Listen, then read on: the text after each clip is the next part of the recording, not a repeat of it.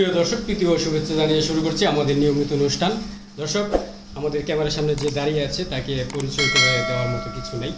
তাকে নিয়ে অনেক ভিডিও করেছি, শোনাবো তার আপডেট খবর, কি অবস্থায় আছে, কেমন আছে, তার বাচ্চার বয়স এখন কত, সে সম্পর্কে আপনাদেরকে জানাবো। চলুন দর্শক, কথা না বাড়িয়ে তার সাথেই কথা বলি। আসসালামু আলাইকুম। ওয়ালাইকুম আসসালাম। আপু, আমরা একটি বিষয় আপনার কাছে জানতে চাই, সেটা হলো যে আমাদের দর্শকের অনেক কৌতূহল আছে যারা আপনার ভিডিওগুলো প্রতিনিয়ত ফলো করে এবং আপনার আপডেট জানতে চায়। তো আমরা যে বিষয়টি আপনার কাছ থেকে জানতে চাইব সেটি হলো, আপনি রিয়েল একটি মানে ভালোবাসার কথা বলেছেন, যেখানে সংসারে যদি প্রকৃত পক্ষে সত্য এবং মনের থেকে উদার ভালোবাসা না থাকে, সেই সংসারে আসলে সুখ বয়ে আসে না। তো আপনারা যে ভালোবাসার কথাটি আপনি উল্লেখ করেছেন, সেখানে আপনাদের ভালোবাসার ফলস্বরূপ আপনার কোলে যে সন্তানটি আছে, আমরা জানি এই সন্তানকে 5 দিনের মাথায় আপনার স্বামী রেখে চলে গিয়েছিল। তো আমরা অনেকগুলো ভিডিওতে প্রচার করেছি যে আসলে অনেকে জানে 28 দিন বা কেউ জানে 5 দিন। আসলে আপনার সন্তানটি মাশাআল্লাহ কোলে আছে, দেখতে খুবই সুন্দর, খুব ফুটফুটে একটি সন্তান আপনার কোলে। তো আমরা আসলে বর্তমানে আপনার বাচ্চার বয়স কত, যদি আমাদের দর্শকদেরকে একটু বলেন, এখন বর্তমানে তার বয়স কত দিন? আমার ছেলের ইয়াসিন আহমেদের বয়স জি 24 দিন, 1 মাস 24 দিন আজকে আর কি।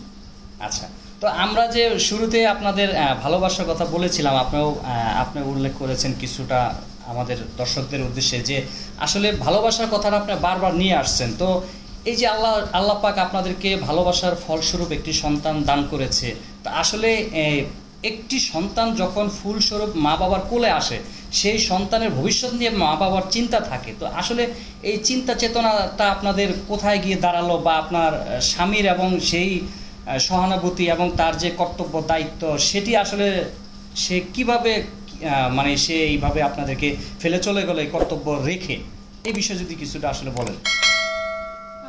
আসলে যে জায়গা থেকে আমি কথাটা বলতে চাচ্ছি সেটা হলো মার জায়গা থেকে। প্রথমত যে ভালোবেসে বিয়ে করুক আর ভালোবাসা ছাড়া বিয়ে করুক, বিয়ের পরে ভালোবাসার ভিতরে জন্ম এমনিই নেয়, ঠিক আছে? যে কোনো সংসারে ভালোবাসা জন্ম না নিলে কখনোই একসাথে থাকা হয় না এবং একটা বাচ্চাকে ঘনিষ্ঠ করা যায় না, ঠিক আছে?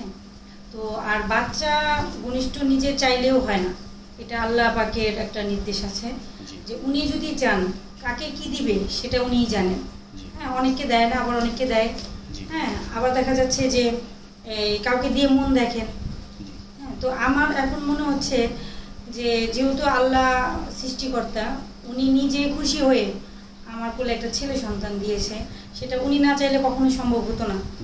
তো আমি সন্তুষ্ট আল্লাহর প্রতি যে আমি যে অবস্থায় থাকি, যেখান থেকে মানে যেভাবে আমি চলি ফিরি যাই করি, হ্যাঁ অবশ্যই ওর রিজিক সেই নির্ধারিত করেই সে আমার কাছে ওকে পাঠাইছে। কারণ কারো রিজিক কেউ মানে দিতে পারে না, সেটা আল্লাহ তাআলাই যার যার রিজিক নির্ধারিত করে তাকে পাঠায়, আমি এটা বিশ্বাসী। তো সেখান থেকে আমার সন্তান, যেহেতু ছেলে সন্তান, পুত্র সন্তান দিয়েছে আল্লাহ, আমি আলহামদুলিল্লাহ অনেক খুশি। আমি আপনার কথার সাথে একটু যোগ করি, সেটা হলো যে আমাদের দর্শকরা, অসংখ্য দর্শক আপনার বাচ্চাটিকে নিতে চেয়েছে এবং তারা আপনার এই বাচ্চাটি দেখে আপনার স্বামীকে অনুরোধ করেছে, এরকম হাজারো দর্শক আছে। আসলে এই দর্শকের যে মতগুলো, এগুলো কি আপনার স্বামীর চোখে মানে পড়েছে কিনা, বা আসলে সে কি এই ধরনের একটি অনুভূতি সে আসলে নিতে পারে না নাকি, আমি এটা আসলে বুঝতেছি না। এই বিষয়ে আপনি কিছু বলেন। আমি আরেকটা কথা বলবো, সেটা হলো আপনাদের কথায় অনেক কিছু আমার এখনকার সিচুয়েশনে অনেক কিছুই ভুলে যায়, ঠিক আছে? কারণ যার সংসার ভেঙে গেছে বা যার সংসার ভাঙতে যাচ্ছে, সে একমাত্র আমার কষ্টটা বুঝবে। হ্যাঁ, কারণ আমরা বাইরে কর্মজীবিত যারাই আছি, কর্ম করে আসার পর দেখা যাচ্ছে যে বাসায় আসার পর সংসারটা আমাদের আলাদা একটা জায়গা, যে জায়গাটার জন্যই বাইরে এত কষ্ট করা, ঠিক আছে? হয়তো বা সে ছেলে হোক বাইরে কষ্ট করে বা মেয়ে হোক, কিন্তু একটা পর্যায়ে দেখা যায় যে ফ্যামিলির জন্যই করি আমরা। তো আমি আসলে যখন আমার বেবিটা গর্ভে ছিল, হ্যাঁ, তখন আমার হাজবেন্ডকে তো আমি বুঝতেই পারি না যে সে আমার সাথে এরকম প্রতারণা করবে।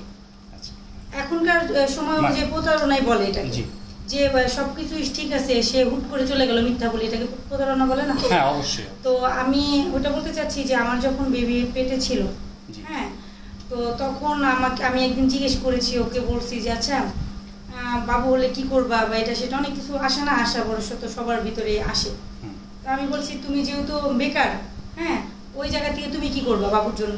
তো তখন বলছে আমি যখন তুমি গাড়ি তুলবা তখন ওরা কোলে নিতে পারবো, হ্যাঁ আর তোমার ওর একটু কেয়ার নিতে পারবো।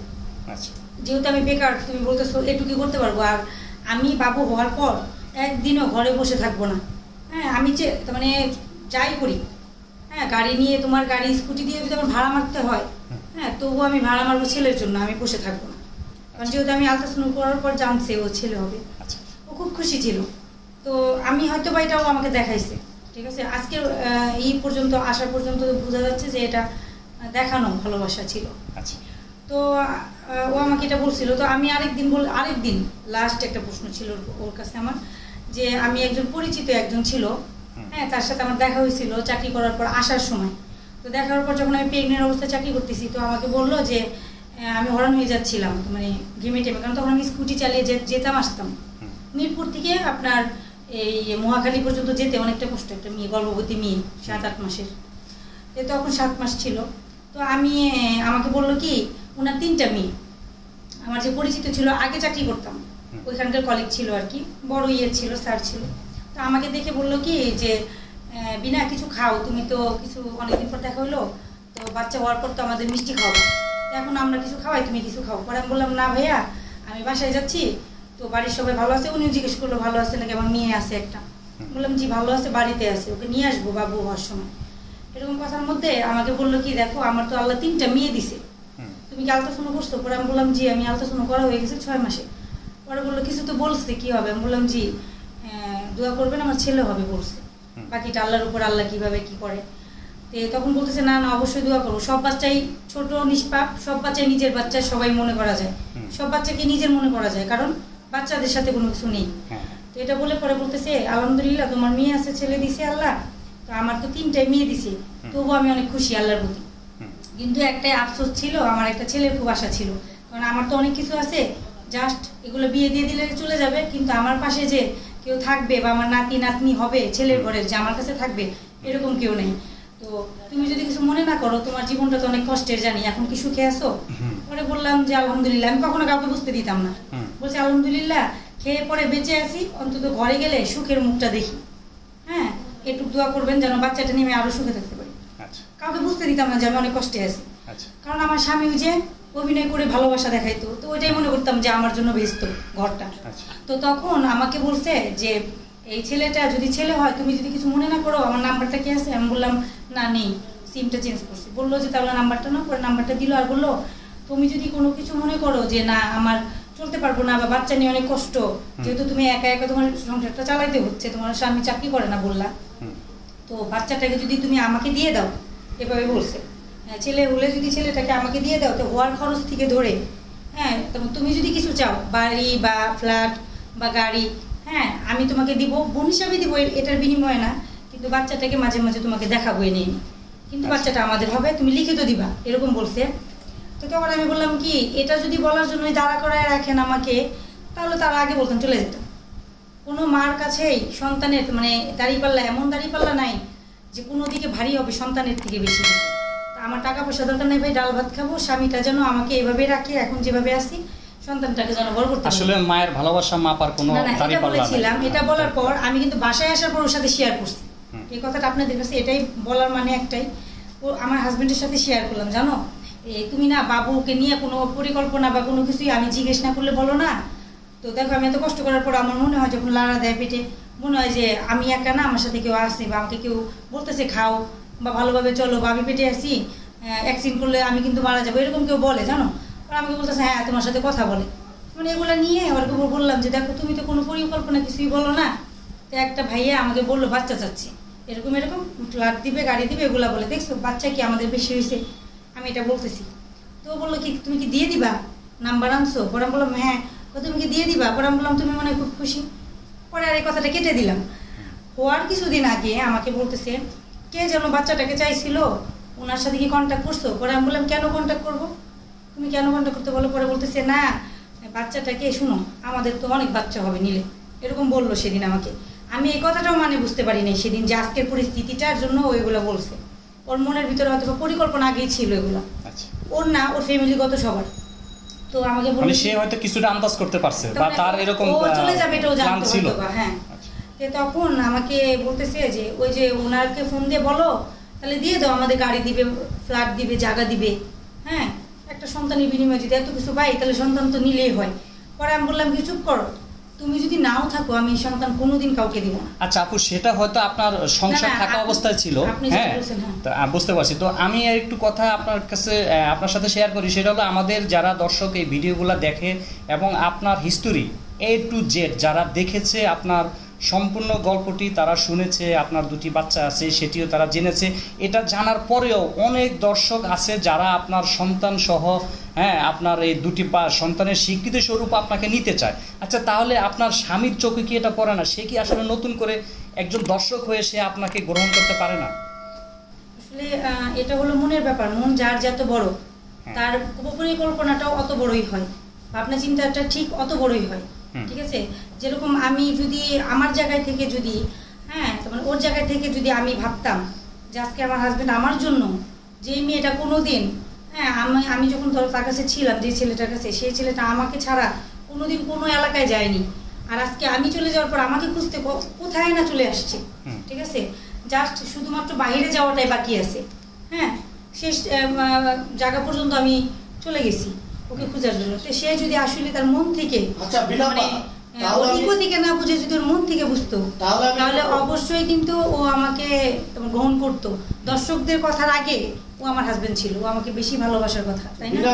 আমি একটা প্রশ্ন জিজ্ঞেস করি, তাহলে মানুষ রেগে গেলে বলে দুধ কলা দিয়ে কালসাপ পুষেছি, তার মানে আপনি কি দুধ কলা দিয়ে ঘর জামাই পুষেছেন?